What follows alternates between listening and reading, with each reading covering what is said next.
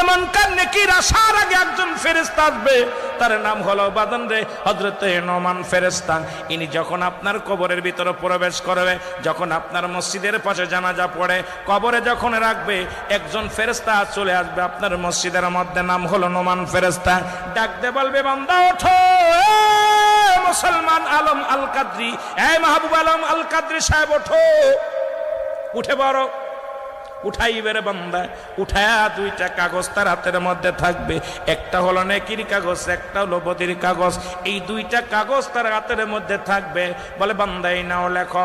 বান্দার আমল নামা, যার আমল নামা তার লেখা লাগবে।